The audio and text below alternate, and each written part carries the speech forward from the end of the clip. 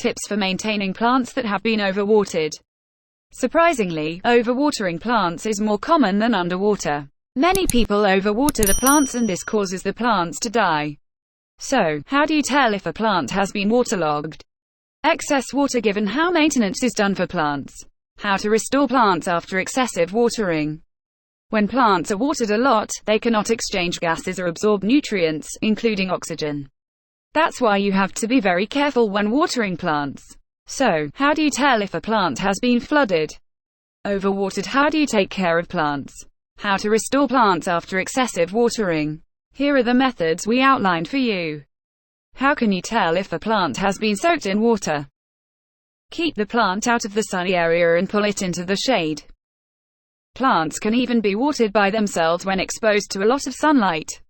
If the leaves of your plant are light green or yellow, this is a sign of overwatering. If the shoots you give are brown, not green, then this is a similar sign. Check the bottom of the pot. If there are no drainage holes, the plant likely has an overwatering problem because excess water stays in the pot and chokes the roots. To save the plant, you need to buy a new pot with holes. Soil color is important. If the soil of the plant is green, then algae grows in a large amount of water. In such a situation, you need to purchase new soil. If your plant wilts and does not sprout at all, these are signs that the plant is starting to die from overwatering. Keep the plant in the shade. The upper parts of plants that are given water in large quantities become dehydrated. At this point the plant will dry out more slowly, but keeping your plant in the shade will prevent it from becoming too stressed. Press the sides of the pot to smooth the roots.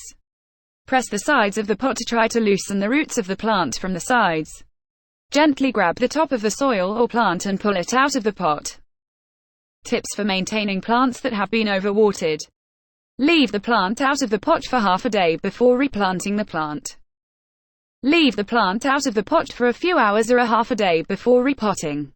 In this case, put the plant on the oven rack. This method will allow the air to dry the roots for a while.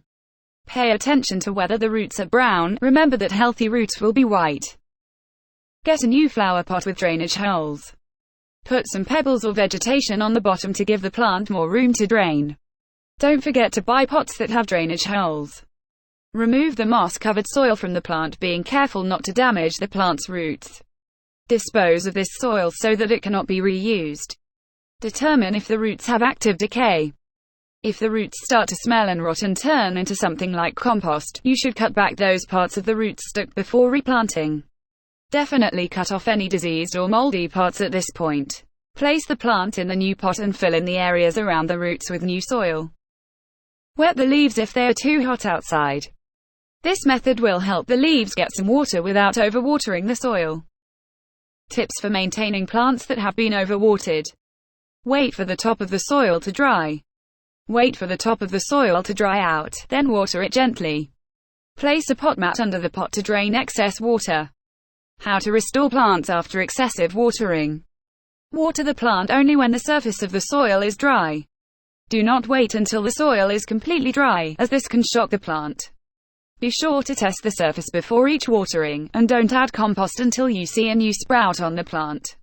The root system must be healthy to absorb these nutrients. Also, compost can burn unhealthy roots.